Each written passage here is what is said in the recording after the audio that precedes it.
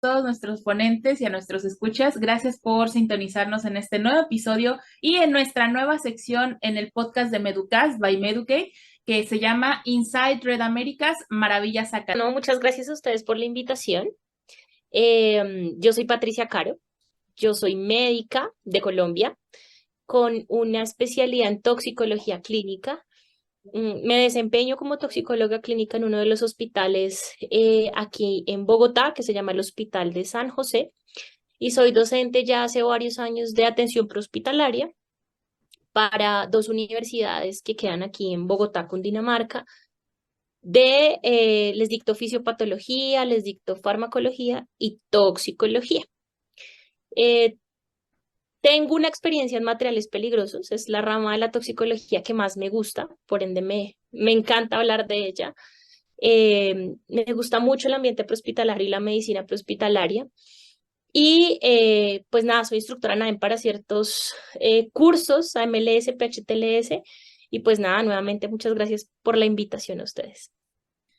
Muchísimas gracias, doctora. De verdad que su experiencia va a nutrir muchísimo este podcast y esta sección y vamos a comenzar para no hacer esperar a nuestro público. Primero que nada, doctora, súper rápido para todos los que nos escuchan, porque gran parte de este público es personal que apenas está ingresando al área de la salud, estudiantes.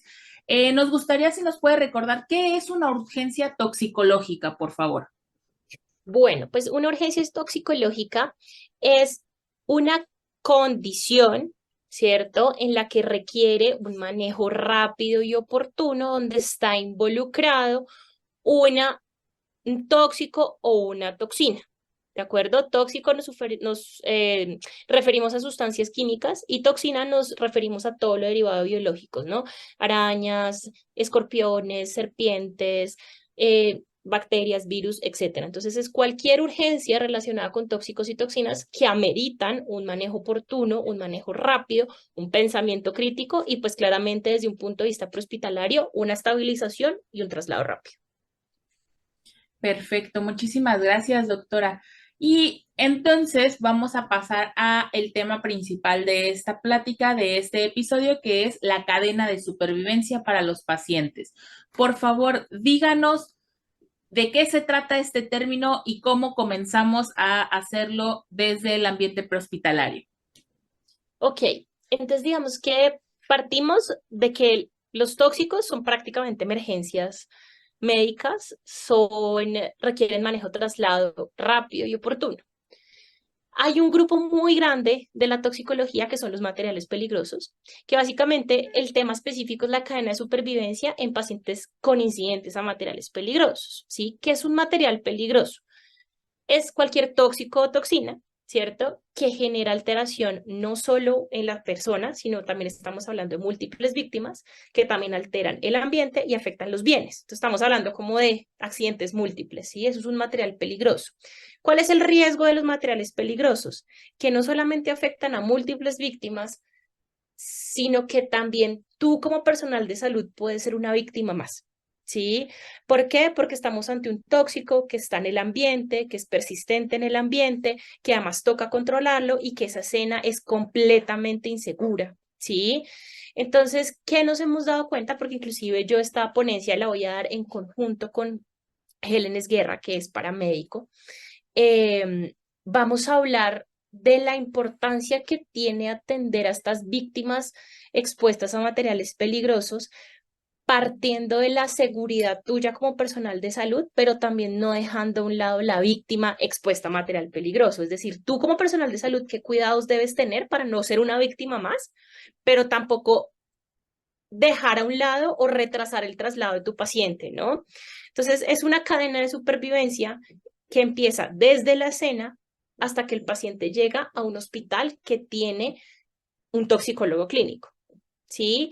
Eso es la cadena de supervivencia. ¿Cuál es como el paso a paso que debemos de seguir, ¿cierto? Desde el punto de vista de seguridad, pero también que tu paciente no pase a un segundo plano, ¿sí? Entonces, lo nombramos así. Hay inclusive una propuesta en la literatura de cadena de supervivencia de víctimas expuestas a materiales peligrosos Y bueno, nos ha parecido bien importante hablar del tema. Por ejemplo, en mi país han ocurrido algunos incidentes en donde se terminan contaminando, pues, personal que no tenía que ver con el evento, por ejemplo, personal de seguridad, personal hasta inclusive de salud a nivel intrahospitalario, por lo mismo, porque cuando llega una víctima expuesta a materiales peligrosos, tal vez dentro del hospital, no tenemos el cuidado y también nos contaminamos. Entonces, es eso, es poner en una balanza la seguridad tuya como personal de salud sin dejar a un lado un paciente que está expuesto a un tóxico potencialmente mortal, porque así son los eventos, los materiales peligrosos, y pues tú tampoco ser una víctima más.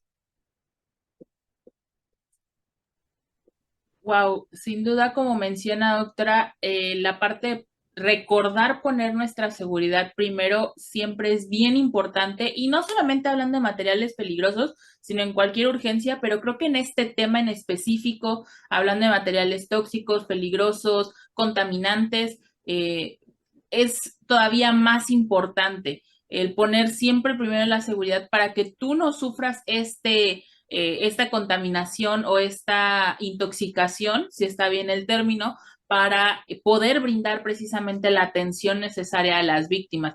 Y obviamente el poner tu seguridad primero no significa dejar de lado, sino es esta parte de garantizar que la atención llegue de la calidad y de la calidez necesaria. Esto De fue lo acuerdo. que se hace o nos comenta que es la parte prehospitalaria. ¿Qué hay de la parte intrahospitalaria? ¿Cómo se maneja o cómo es el abordaje de una atención de materiales peligrosos o de víctimas expuestas a ello? Pues esta es una excelente pregunta. Fíjate que en mi país, bueno, nosotros tenemos la especialidad clínica aquí en el país, mm, donde intentamos estar toxicólogos en todas las clínicas y hospitales, eh, por lo menos de cuarto nivel. Aquí cuarto nivel, digamos, es como las clínicas que tienen como la mayor capacidad, la mayor Ok. cantidad de especialistas, Ujú, ¿sí? Entonces, pues intentamos estar en los hospitales de tercero y cuarto nivel. Ocurre algo muy particular y es que la atención de víctimas con materiales peligrosos se requiere un trabajo en equipo, ujú. ¿cierto? Y muchas veces a nivel intrahospitalario, que es algo que yo fomento como toxicóloga, es ¿qué pasó con esta víctima en la escena para que me llegara a mí? ¿Sí? Entonces, parte de esta cadena, fíjate que resalta es eso, la comunicación, ¿no? Porque yo sé que a una escena de un material peligroso no ingresa cualquiera, debería ingresar un equipo de bomberos expertos en materiales peligrosos, quienes nos retiran la víctima, la descontaminan, la recibe el personal de ambulancia y la traslada a un sitio donde haya un toxicólogo, es lo ideal. Por lo menos la cadena inclusive sugiere urgenciólogo, toxicólogo, ¿sí? Entonces, este paciente nos llega a nosotros, ¿cierto? Y digamos que ahí es donde yo he notado, digamos que algunas falencias, porque uno como médico especialista pregunta qué pasó en la cena, ¿sí? Eso pasa muy frecuentemente. Entonces, ¿y por qué? Porque al paciente a nosotros nos llega ya retirado de la exposición, descontaminado y uno va a manejar es la clínica, ¿cierto? Entonces, esta cadena de seguridad, esta cadena de supervivencia, tiene algo bien importante y bien valioso que es la comunicación. ¿Sí? Entonces, eso es lo que tú dices, bueno, ¿qué sucede a nivel intrahospitalario? Entonces, digamos que puedo decir que algo en lo que fallamos es comunicación, ¿cierto? Algo en lo que deberíamos estar preparados a nivel intrahospitalario es, dependiendo del material peligroso, ¿será que nosotros tenemos que hacer un triage en una zona específica del hospital donde no se contaminen otros pacientes? ¿Sí? Entonces ahí entra también a jugar como un sistema comando de incidentes intrahospitalario. Cuando a mí me informan, voy con tantas víctimas expuestas a gases lacrimógenos, por ejemplo, o a gas cloro, ¿qué podemos hacer? Entonces ahí uno engrana con el urgenciólogo, el toxicólogo, y se intenta montar un triage a nivel, no en el mismo triage, no en la misma zona de urgencias del hospital, pues para evitar más contaminados, pero también tú como personal de salud, ¿qué traje vas a usar? Entendiendo de lo que pasó en la cena, ¿no? Entonces digamos que esto es lo que se debería hacer. Eso es lo que se debería hacer y tener como un seguimiento. Hasta ahora se está logrando integrar esto, ¿sí? Hasta ahora la idea es poder hacer simulacros, es lo que inclusive yo estoy haciendo en mi país, por ejemplo, en mi hospital, en mi universidad, estamos haciendo eso, haciendo simulacros para engranar lo que sucede extra e intra, ¿sí? Para poder atender mejor a las víctimas, ¿cierto? Y que pues no nos ha pasado en múltiples víctimas, pero puede suceder, puede suceder. Entonces, digamos que tú me dices, ¿cómo se hace? Lo ideal sería así, tener una comunicación extra, llegar, tener un triage en el hospital, en una zona diferente donde tú haces el triage, estar afuera con un equipo de protección personal, clasificar a tus pacientes y atender y ponerle antídoto a los que necesitan antídoto y hospitalizar, tomar ciertos paraclínicos. Todavía nos falta mucho y realmente nos falta mucho como Latinoamérica, realmente nos falta mucho. Centroamérica, Latinoamérica nos falta desde ese punto de vista de generar conciencia, pero a la final yo pienso que esa es la idea, ¿no? Empezar como a hablar del tema. ¿Mm? Y de pronto la pregunta que le surgirán a muchos de los oyentes es, no, pero es que eventos de múltiples víctimas a materiales peligrosos, eso no sucede acá. Bueno, no ha sucedido, pero puede suceder. Sí, puede suceder. Inclusive hoy estuvimos en un simulacro distrital apoyando como toxicólogos a un evento con múltiples víctimas en mi ciudad, donde habían muchos intoxicados.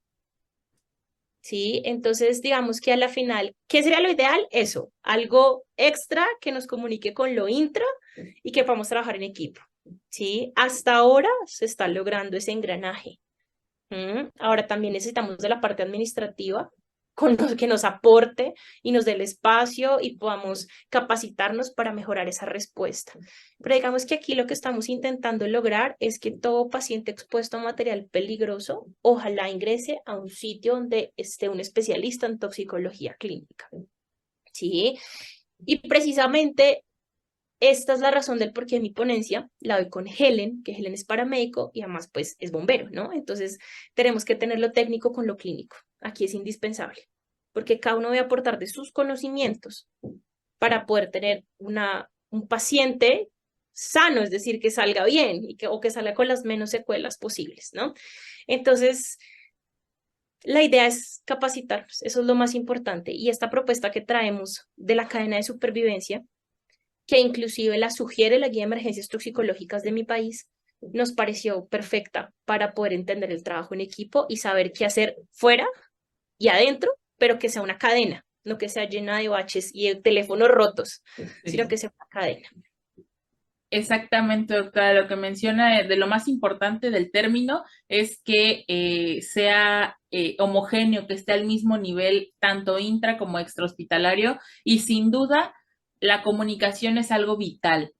Además de la capacitación continua y de la preparación que pueda tener cada uno del personal involucrado en el área correspondiente, sobre todo la comunicación, porque si no, pues no vamos a poder brindarle la atención adecuada o vamos a repetir cosas que ya se han hecho que quizá no necesiten ser repetidas, ¿no? Habrá situaciones como la toma de los signos vitales, el retriachar, la toma de paraclínicos, que evidentemente se necesitan estar haciendo constantemente, pero habrá cosas que quizá no sean necesarias. Sí, de Muy bien, acuerdo. doctora, muchísimas gracias. ¿Y qué, en su experiencia, cuál es la exposición a materiales peligrosos más común?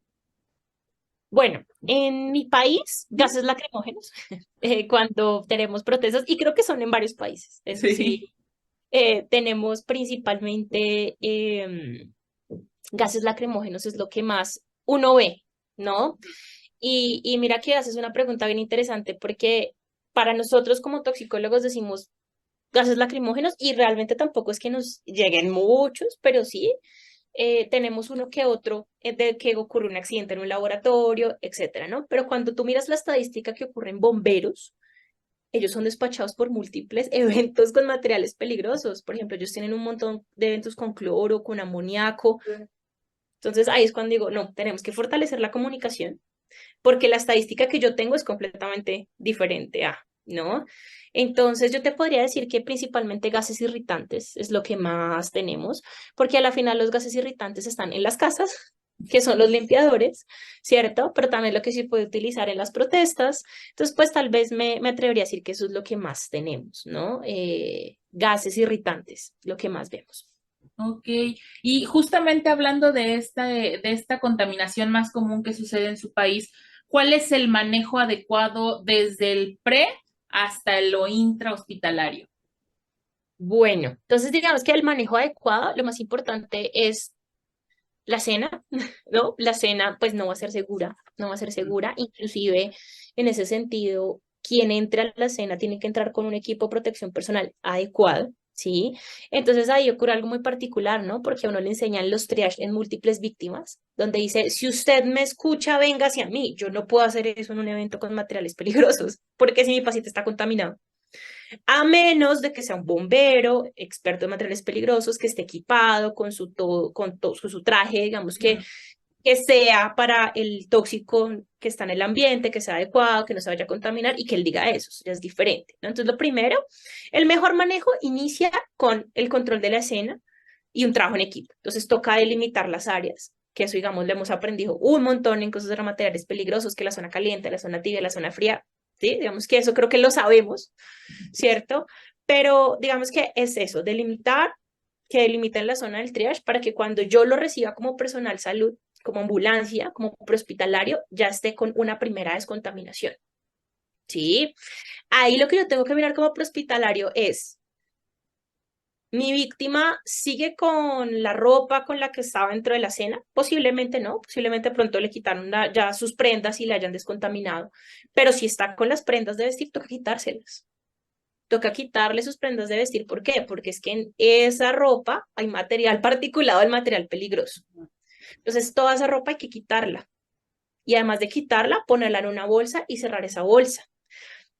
Porque he tenido muchas historias de estudiantes míos prehospitalarios que me han contado eh, que las bolsas quedan abiertas dentro de la ambulancia y que piezas empiezan a emanar vapores y terminan entonces contaminados también los del personal de ambulancia. Entonces, pues uno esperaría que esta víctima uno la recibiera como personal prehospitalario sin la ropa y ya es una primera descontaminación. Pero si eso no sucede, pues toca retirar la ropa y si uno considera que tiene que volver a descontaminar, vuelve y se hace, ¿sí? Como por ejemplo una exposición de un corrosivo en un ojo. Sí o sí no toca esperar a llegar al hospital para lavar el ojo, toca hacer una irrigación ocular, toca hacerla. ¿Sí? Entonces hacer esta parte de la descontaminación. Digamos que aquí es bien importante entender eso, porque es que la descontaminación es para evitar que se siga exponiendo el paciente y que yo también me exponga, ¿no? Y que el médico que lo va a atender no se exponga lo menos posible. ¿Mm? Sí, claro. Entonces ahí defino eso. Dependiendo del tóxico, que eso quién me lo va a decir, el equipo de bomberos que está adentro de la cena, si tienen un detector de gases, nos pueden decir o se sospecha o con la clínica también lo identifico. Entonces cuando yo ya hago la descontaminación, hago tal cual la valoración inicial como cualquier paciente intoxicado. Verifico vía aérea, verifico ventilación, verifico circulación, compromiso neurológico. ¿Sí? Vía aérea usualmente es exposición a gases irritantes. Ventilación usualmente es a gases asfixiantes simples. Eh, Vía ventilación y circulación usualmente son asfixiantes sistémicos. Cuando tengo compromiso de A, B y C, usualmente esos son gases mixtos como un H2S, que es ácido sulfídrico. Y cuando tengo un paciente que tiene un compromiso de D, que es la parte neurológica, me preocupo un poco más porque pueden ser muchas cosas, desde un agente nervioso, desde que de pronto dejó de recibir mucho tiempo oxígeno y ya está inconsciente, o de que de pronto dentro del evento ocurrió una explosión y se cayó y se pegó en la cabeza y tiene un trauma craneoencefálico. ¿Sí? Entonces, digamos que ahí yo hago la valoración inicial completa y traslado a mi paciente, pero ahí es lo que yo debería decir, fomentemos la comunicación. Yo ya en el hospital debería estar instaurando mi triage, ¿sí? Para recibir a esas víctimas, además porque el paciente intoxicado es muy cambiante, mucho, es muy cambiante, es cronológico además. ¿Y por qué es cambiante? Básicamente porque estamos retirando un paciente de la exposición, entonces le estamos quitando la exposición, posiblemente mejore, ¿sí? O, por ejemplo, si se expuso a un órgano fosforado, entonces en un momento está fasciculando con taquicardia y después de la nada está vomitando con diarrea por el mismo tóxico. Y está con el bradicardia, que es los latidos del corazón bajos, ¿sí? Entonces, el paciente intoxicado es bien cronológico y ahí toca sí o sí, además de que cuando estemos ya en el traslado, ¿sí? Ahí que nos toca reevaluar al paciente, reevaluarlo cada 5 minutos, reevalúe, reevalúe. pero también tengo que cerciorarme que el urgenciólogo, urgentólogo y toxicólogo que está en el hospital estén recibiendo a mi paciente y decirles, llevo tal tóxico. Con esto uno también busca qué se va a poner de EPP, que idealmente no es un tapabocas quirúrgico, ni Ujú. el uniforme que utilizamos en el hospital. Debería ser por lo menos un traje C, por lo menos, ¿sí? Y ahí atenderlos. Y después de nosotros, que llegue el paciente, entonces ya nosotros definimos, ¿lo volvemos a descontaminar? O sea, ya estaremos pensando en una tercera descontaminación, porque también depende mucho del tóxico. ¿Le vamos a colocar algún antídoto? ¿Vamos a ingresarlo para hacerle algún examen específico acorde al tóxico cual me dijeron que detectaron? Entonces, digamos que ese sería el manejo ideal, empezando por la comunicación, ¿no? Hay 5 cosas que tenemos que estar muy pendientes. El estado de la materia, es decir, ese tóxico viene en sólido, líquido, gaseoso. 2, la latencia, cuánto tiempo yo hago síntomas desde que me expongo al tóxico. 3, la toxicidad, que para eso estamos, digamos que los toxicólogos para ayudar en esa parte. 4, la persistencia del tóxico en el ambiente. Y 5, la transmisibilidad de una persona a otra. Esos son como los 5 pilares que yo tengo que tener en cuenta en la cadena de supervivencia. ¿Sí? Entonces, Ok. digamos que el manejo, la circulación, o sea, todo esto que te estoy diciendo, la comunicación, la escena, la descontaminación, pero también ir como el trabajo en equipo. El trabajo en equipo y hacer la valoración inicial, como bien lo sabe hacer un prehospitalario, porque pues en eso todos los prehospitalarios son expertos en intentar estabilizar un paciente en 10 minutos. Eso es increíble, además, estabilizarlo y llevarlo lo más pronto posible a un hospital. Entonces, digamos que sería eso. Excelente, muchísimas gracias por esos 5 pilares. Estoy segura que después de haber escuchado o visto el video de este episodio, nuestro público va a tenerlo ya muy en mente y no se les va a olvidar. Y es impresionante lo que nos menciona de las veces que se tiene que descontaminar una persona según el tipo de material al que fue expuesto o de la sustancia a la que fue expuesta. Y me imagino que incluso existen más allá de las 3 descontaminaciones dependiendo de la situación, ¿verdad? Pero creo que 3 es como lo mínimo indispensable o lo que comúnmente se realiza con los pacientes expuestos. Entonces, para que aquel público que nos esté escuchando que es nuevo en el área o que incluso no tiene que ver con el área que llegó a nosotros, para que entienda que en una situación de materiales peligrosos es un proceso que se debe de cumplir con la intención de no generar más lesionados y de poderle brindar todos los recursos y atención necesaria al lesionado o lesionados que ya existen en el lugar. Entonces, es un proceso largo hasta cierto punto, pero las personas que están capacitadas, que están en constante práctica de estas situaciones, como lo menciona la doctora, con los simulacros y los cursos y talleres previos, van a saberlo manejar y llevar de la mejor manera. Por último, doctora, nos gustaría saber, usted como toxicóloga, ¿qué es lo más importante que un prehospitalario debe de decirle o comunicarle cuando le lleva un paciente? Pues mira, me haces la mejor pregunta del mundo. Y esto es algo que yo le inculco a todos mis estudiantes de APH. Y lo digo cuando me han invitado a congresos de prehospitalaria y lo digo. Todo personal prehospitalario son los ojos y los oídos del toxicólogo. O sea, eso es lo más importante. ¿Mm? ¿Por qué? Porque es que ¿quiénes están en la escena? Ujú. ¿Sí? ¿Sí? ¿Quién pudo identificar cosas de la escena? Por ejemplo, algo muy sencillo como un intento de suicidio, que no tiene nada que ver con materiales peligrosos. Ujú. ¿Sí? ¿Quién está en la escena? ¿Sí? ¿Quién de pronto pudo mirar los blisters, encontrar los blisters de los medicamentos, el veneno envasado en una botella de gaseosa? No lo sé. ¿Sí? Muchas veces les dice, porque los libros lo dicen, no, es que acuérdense que olores y un montón de cosas. Bueno, no tanto, porque hay veces recuerden que si en la escena no hay un olor característico, eso no descarta que no haya un tóxico en específico, ¿no? Pero el paramédico prehospitalario, respondiente, como lo digan en los países, ¿cierto?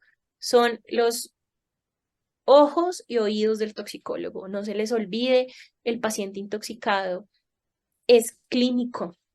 Yo en la escena que tengo para valorar al paciente, la clínica, no tengo más. Si acaso una glucometría, un electrocardiograma de 2 derivaciones que, por ejemplo, en mi país no está disponible en todas las ambulancias, y un monitor, ¿sí? Con esa información es bien importante. Y toda la clínica, toda la clínica. ¿Por qué? Porque a la final cuando el paciente llegue a urgencias es lo que yo tengo. Yo Ujú, tengo exactamente lo mismo. La clínica, ¿sí? Entonces, eso es importante. Yo siempre pongo el mismo ejemplo. Hay un paciente que está agitado en la casa. ¿Cómo estaba en la casa? Agitado. ¿Qué hizo el prehospitalario? Le tuvo que poner un sedante. ¿Cómo me llegó a mí? Dormido. ¿Cómo lo voy a interpretar yo? Llegó un paciente dormido y llegó porque está dormido. Y es cuando empieza el prehospitalario. No, es que se agitó, golpeó, está violento. Eso es diferente, porque ¿quién estaba en la escena? ujú. ¿Sí? Otro ejemplo, los organofosforados, que los organofosforados acorde al receptor que estimule, que sea nicotínico o muscarínico, que son los receptores específicos que tenemos en nuestro cuerpo, a pesar de que sea el mismo tóxico, puede hacer en un lapso de 1 hora cambiar de manifestaciones clínicas. Y eso, ¿quién lo sabe? El prehospitalario sabe, pues, decir, está así, a los 5 minutos está así y así. Y por eso es que a pesar, o sea, yo les digo, son ojos y oídos, pero ojos y oídos cada 5 minutos.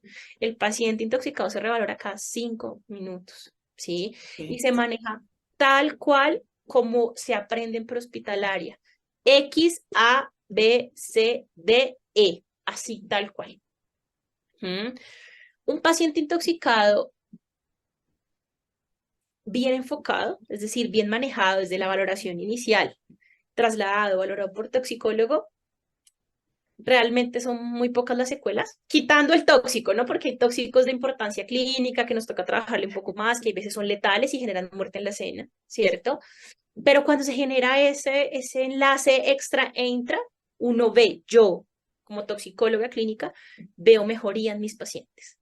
Ok. Sí, yo lo veo, o sea, cuando veo que los pacientes llegan a los prehospitalarios, me dicen, mire, me llegó una paciente que ingirió una soda cáustica, yo no le pasé una sonda para hacer un lavado porque sé que tiene un riesgo de perforación y por eso lo traje oportunamente al hospital. Pero también hay pacientes que dicen, este paciente se agitó, entró en estatus convulsivo, le coloqué benzodiazepinas a nivel prehospitalario.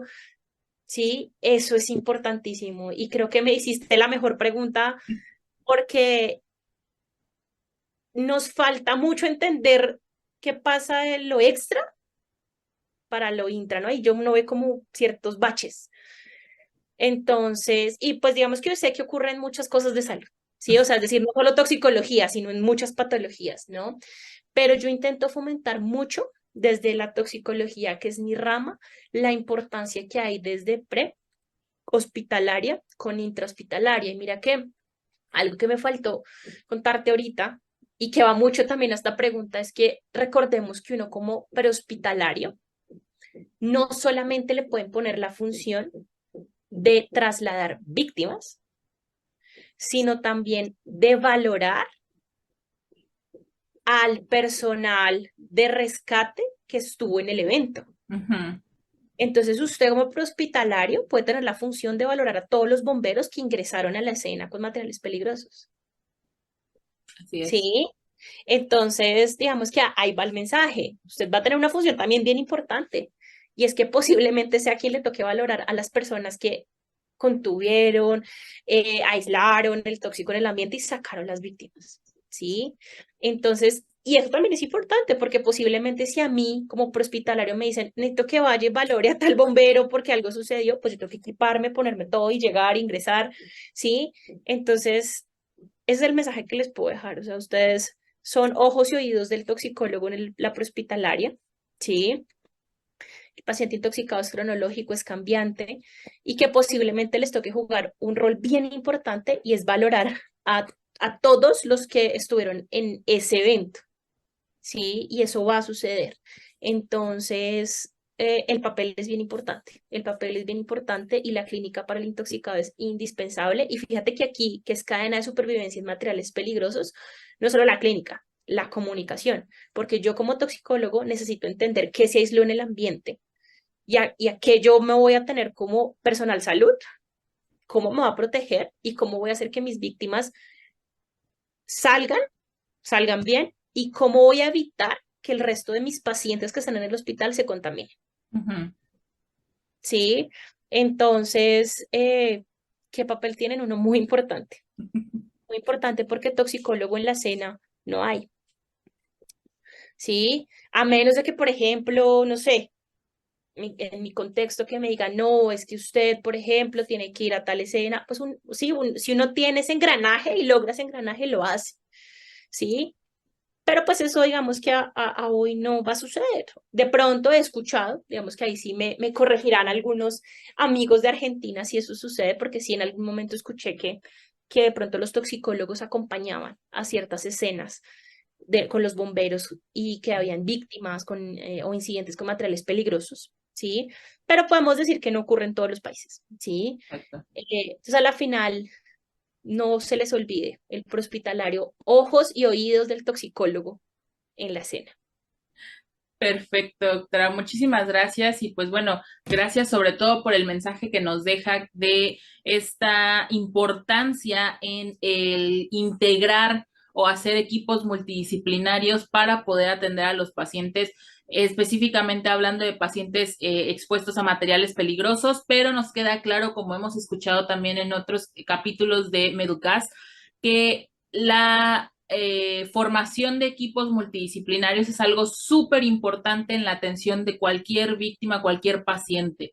Entonces, los invitamos a hacer estos esfuerzos, los invitamos a tener esa comunicación con el personal intrahospitalario si usted es extrahospitalario y viceversa. Si usted es intrahospitalario, tener la comunicación con el extrahospitalario para poder hacer la sinergia necesaria y atender a los pacientes y sobre todo protegernos a nosotros porque justo como lo menciona usted, en estas situaciones de materiales peligrosos, la seguridad del personal es uno de los puntos principales y primeros o primordiales para tener en cuenta antes de la atención de los pacientes.